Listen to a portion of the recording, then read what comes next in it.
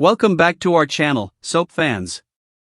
Today is a beautiful, drama-filled day in the world of daytime television, and we have the absolute hottest, most explosive tea to spill. Let us dive right in. The runway lights have finally dimmed on the highly anticipated couture collection, but the real explosion is just detonating in the shadows.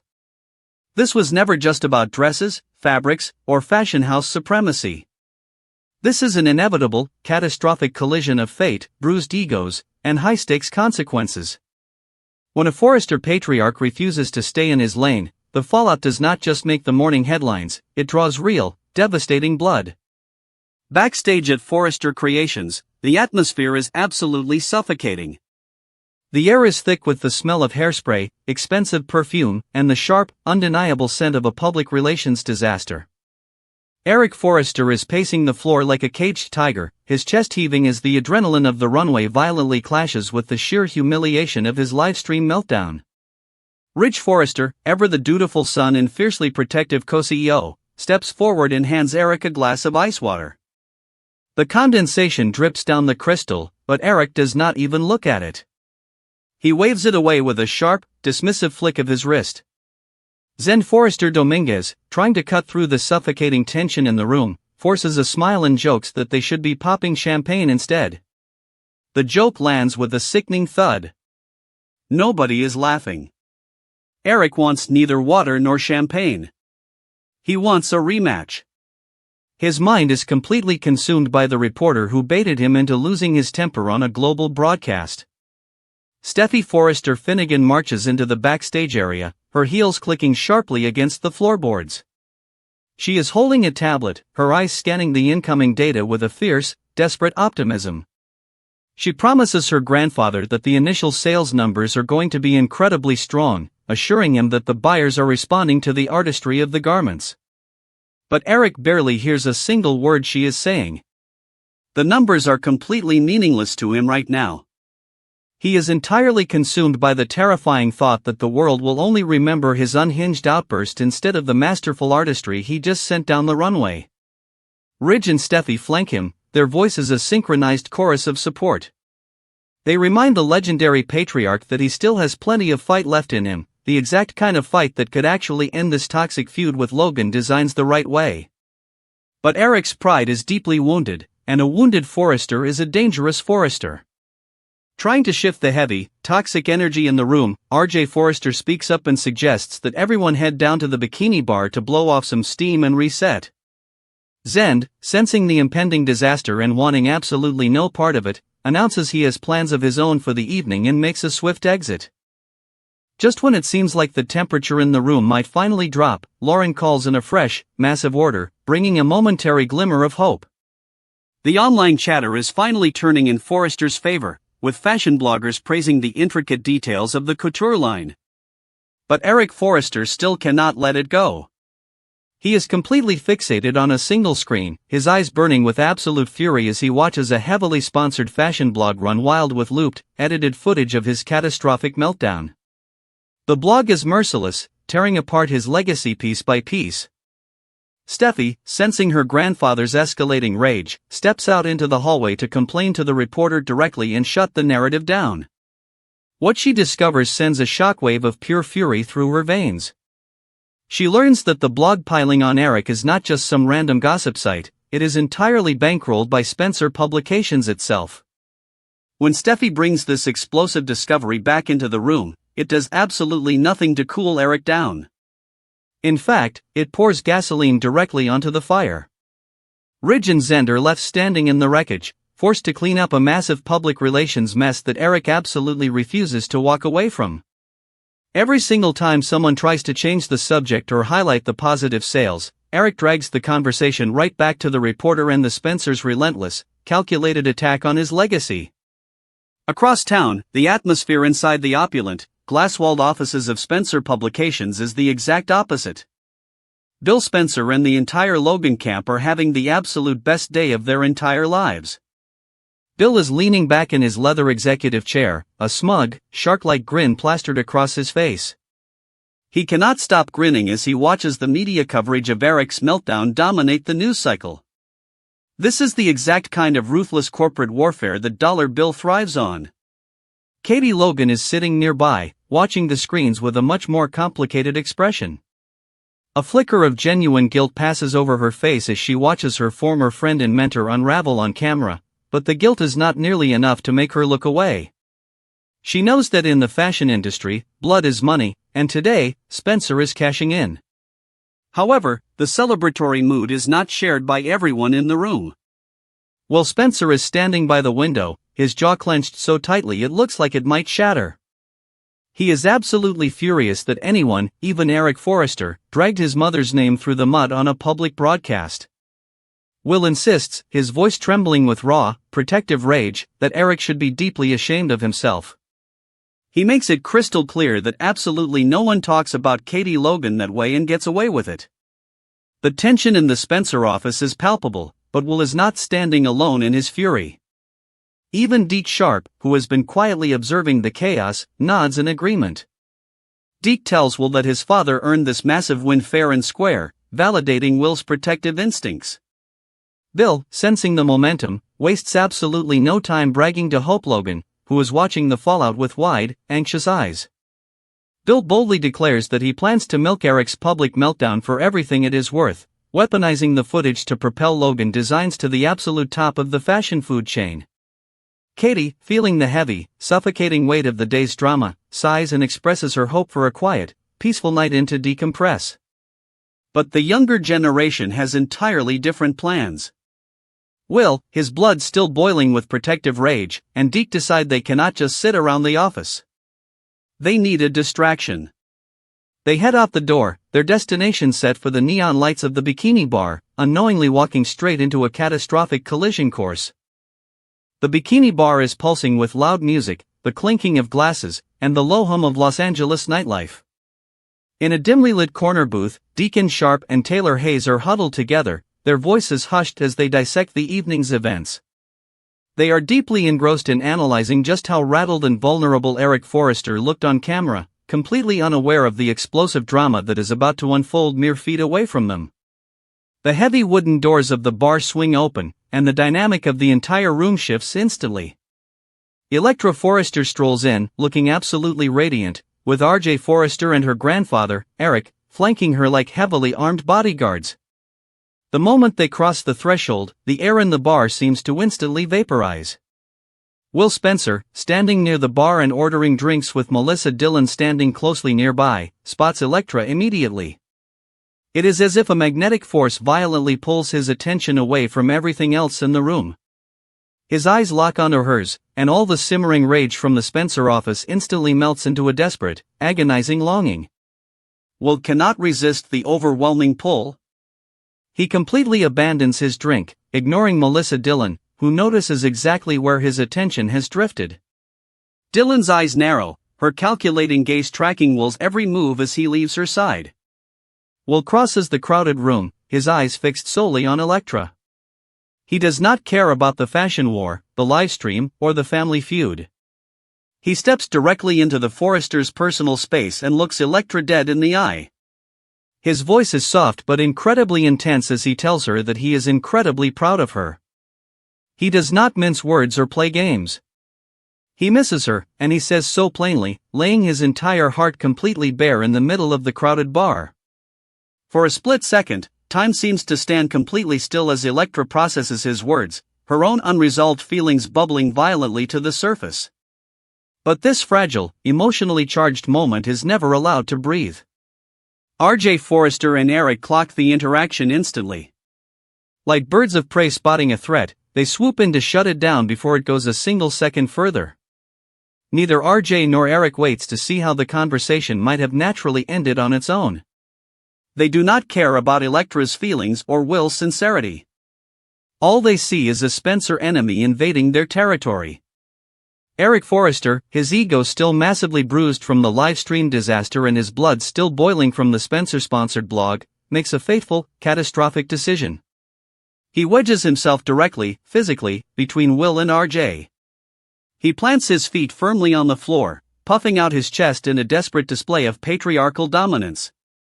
Eric snaps at Will, his voice dripping with condescension and venom, ordering the young man to go home to his father. He treats Will like a disobedient child, attempting to publicly humiliate him. This was never Eric's fight to police. This is a deeply personal, incredibly painful romantic entanglement between Will, Elektra, and RJ. But Eric cannot help himself. He refuses to stay out of other people's business. Will, whose own temper has been simmering all day over the disrespect shown to his mother, completely snaps. He refuses to be talked down to, especially by the man who just publicly dragged Katie's name through the dirt. Will glares right back into Eric's eyes and loudly, defiantly refers to him as the old man. The insult cuts through the loud music of the bar like a razor blade. RJ's anger, already hovering at the absolute boiling point, instantly ignites into a raging inferno watching his grandfather be disrespected. The verbal sparring instantly deteriorates into a physical confrontation. RJ shoves Will. Will shoves back. The kinetic energy in the room explodes. The shoving match escalates with terrifying, blinding speed. Elektra, horrified and panicking, steps forward, desperately begging both men to stop, pleading with them not to make a scene. But the adrenaline is pumping too hard, and the hatred runs too deep. Eric Forrester, instead of acting as the voice of reason or stepping back to let security handle it, keeps inserting himself deeper and deeper into a violent fight that has absolutely nothing to do with him. He could walk away at any single point. He could step behind RJ. He does not. He stands his ground in the direct line of fire, his massive ego refusing to let him retreat. Will and RJ keep violently shoving each other, their faces twisted in pure, unadulterated rage. The tension finally, inevitably snaps. Will Spencer, blinded by fury in the overwhelming chaos of the moment, finally winds up and swings a massive, devastating punch. The fist is entirely meant for RJ Forrester. It is meant to end the rivalry right then and there. But in the chaotic, swirling motion of the brawl, RJ shifts. The fist completely misses its intended target. Instead, with a sickening, horrifying crunch that seems to silence the entire bar, Will's fist lands squarely, brutally on Eric Forrester's jaw. The impact is devastating. The legendary patriarch's eyes roll back, his knees instantly buckle beneath him, and he drops like a stone to the hard wooden floor of the bikini bar. Elektra lets out a blood-curdling scream that pierces the sudden, suffocating silence of the room. It is the exact kind of tragic, catastrophic accident that only happens to someone who stubbornly, arrogantly insisted on standing in the exact middle of a violent fight that belonged to two completely different men. After a full, exhausting episode of Eric Forrester absolutely refusing to stay in his own lane, the universe's karma lands directly, violently on his jaw. The Forrester patriarch is out cold on the floor. Forrester Creations may have technically won the fashion ratings war earlier in the day, but its leader is the one lying flat on the bikini bar floor, and as the shock washes over the room, the terrifying reality sets in, he has absolutely no one to blame but his own massive, unyielding ego. The fashion war is over. The blood feud has officially begun. Next. A fallen patriarch bleeding on the floor of the bikini bar. A family completely fractured by the violent fists of a Spencer heir. The explosive collision of fate and high-stakes consequences has finally detonated in Los Angeles, and the devastating shockwaves are calling a banished Forrester right back home. Ivy Forrester was chased out of town like a common criminal. Ridge Forrester and Steffi Forrester Finnegan banished her. Elektra Forrester turned her back on her. Why? Because Ivy dared to hide a letter. Because Ivy dared to play God with her niece's love life to keep her far away from the unpredictable, volatile grip of Will Spencer. They called her Poison Ivy. They called her a toxic, manipulative liar who had no place in the pristine halls of Forrester Creations. But as the dust finally settles in the bikini bar, with Eric Forrester knocked unconscious by Will Spencer's violent fist, one chilling, undeniable truth remains. Ivy Forrester was completely, undeniably right. The breadcrumbs have been dropping for weeks. Her name keeps echoing through the design rooms and executive suites of Forrester Creations. The writers are meticulously setting the stage for the ultimate vindication tour, and fans know that a comeback is imminent. Will Spencer is rapidly spiraling into a violent rage, proving every single desperate warning Ivy ever issued. The Forresters are absolutely terrified. They see the Spencer blood boiling in Will's veins. They see the legacy of Dollar Bill Spencer manifesting in his son's explosive temper. Will is a solid, 100% Spencer man, ruthless and unhinged, and the Forrester family is counting the terrifying seconds until his violent, uncontrollable rage turns directly on Elektra. Ivy's sudden exile was supposed to be a harsh punishment, but it has miraculously transformed into a masterclass in foresight. She saw the dangerous darkness in Will long before anyone else dared to open their eyes. She knew that mixing Forrester elegance with Spencer volatility would inevitably end in bloodshed and tragedy. Now, with Eric Forrester suffering the brutal physical consequences of Will's uncontrollable rage, the entire family's perspective on Ivy is shifting drastically. She is no longer the manipulative, scheming aunt, she is the protective, brilliant visionary who tried to save them all from a walking, breathing disaster. But the escalating crisis at Forrester Creations extends far beyond Will Spencer's bloody fists. The legendary fashion house is bleeding out on the corporate battlefield. Logan Designs is breathing absolute fire down their necks. Katie Logan Spencer and Bill Spencer are launching relentless, aggressive attacks, utilizing stolen designs, and poaching top-tier talent. Forrester Creations has been utterly decimated by sudden defections and internal chaos. They are desperate for a massive, undeniable win, and right now, their jewelry division is an absolute, unmitigated catastrophe. When Rich Forrester aggressively pushed Ivy out the door, he handed Elektra a massive promotion she was entirely unequipped to handle. Elektra is incredibly green, dangerously inexperienced, and rapidly buckling under the immense pressure of the fashion war. She cannot even design a simple necklace chain that does not snap under the slightest pressure. Just ask Will Spencer. The broken chain is the absolute perfect metaphor for Elektra's fragile, deteriorating state.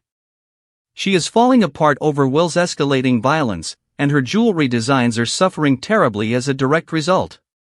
She is giving the family absolute fits over her lingering obsession with Will, and her professional incompetence is costing the company millions.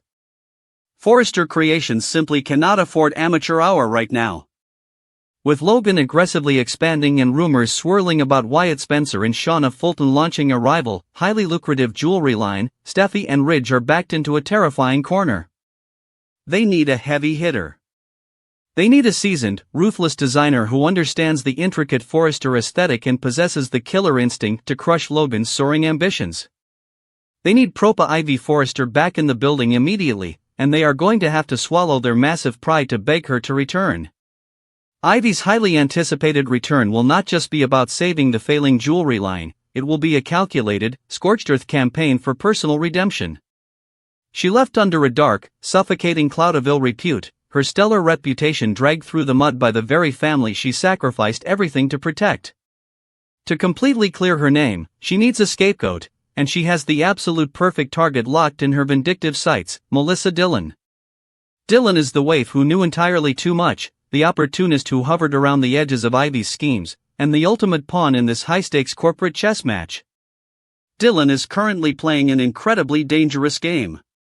She is hovering around Will Spencer, aggressively acting as his supportive crutch in the chaotic aftermath of the Bikini Bar brawl. Will is vulnerable, isolated, and desperate for an ally. Dillon is aggressively positioning herself to catch him as he falls, offering a shoulder to cry on while secretly plotting her own romantic ascent. But Ivy knows exactly what Melissa Dillon is up to. Ivy sees right through the innocent, supportive facade and recognizes the predatory opportunism lurking beneath the surface. Ivy knows that Dillon is using Will's violent downward spiral to secure her own place in the Spencer empire. Spicy spoilers reveal that Ivy is going to return to Los Angeles armed with devastating, career-ending dirt on Melissa Dillon. Remember the mysterious, threatening phone call Dillon received? The unfinished business from her dark, hidden past? Ivy is going to dig into those terrifying shadows. Whether it connects to the dangerous Remy Price or another sinister element from Dillon's history, Ivy will unearth the skeletons and drag them directly into the harsh, unforgiving light of the Forrester boardroom.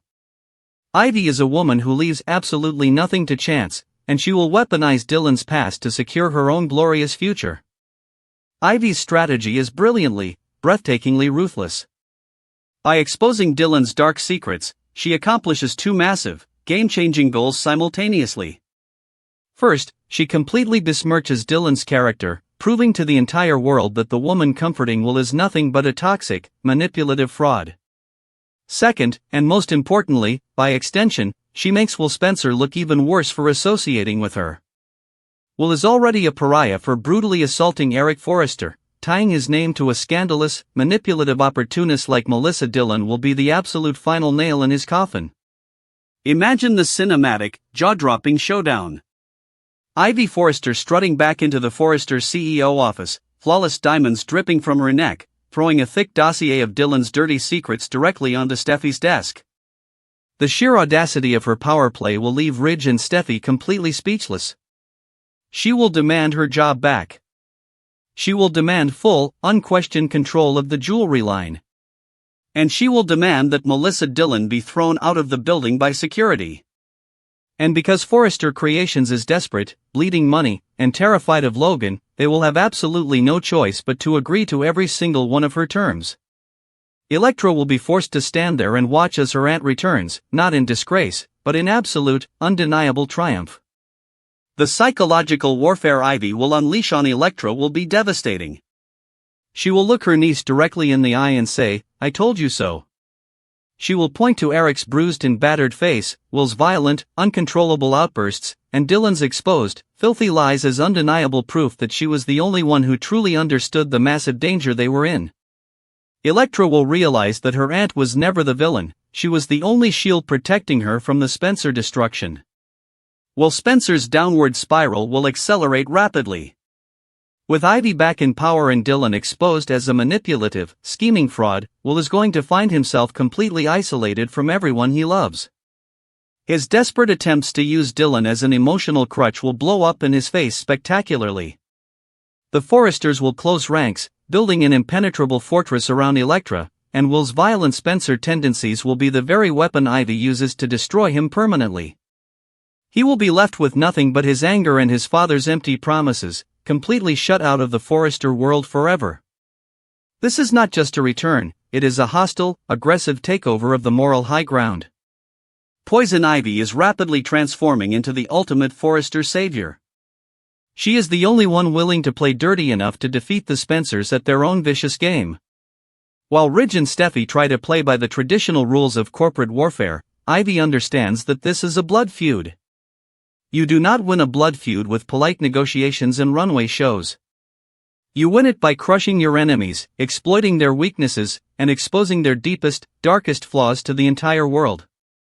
The stage is set for the most explosive, unpredictable narrative shift in recent memory. The Forrester jewelry line will be resurrected under Ivy's iron, uncompromising grip. Logan's looming threat will be neutralized by her brilliant, ruthless designs and her unparalleled industry connections. Elektra will be forced to confront her own glaring incompetence and romantic naivety. And Will Spencer will be left standing in the smoking ruins of his own violent mistakes, completely outmaneuvered by the brilliant woman he foolishly thought he had defeated. Propa Ivy is coming back to Los Angeles, and she is taking absolutely no prisoners. The Spencer men are about to learn what happens when you cross a Forrester woman who has nothing left to lose and everything to prove. The fashion war is about to get incredibly ugly, and Ivy Forrester is holding all the winning cards. Will Ivy's return save Forrester Creations or destroy Will Spencer forever? Drop your boldest theories in the comments below, hit that subscribe button, and join the conversation.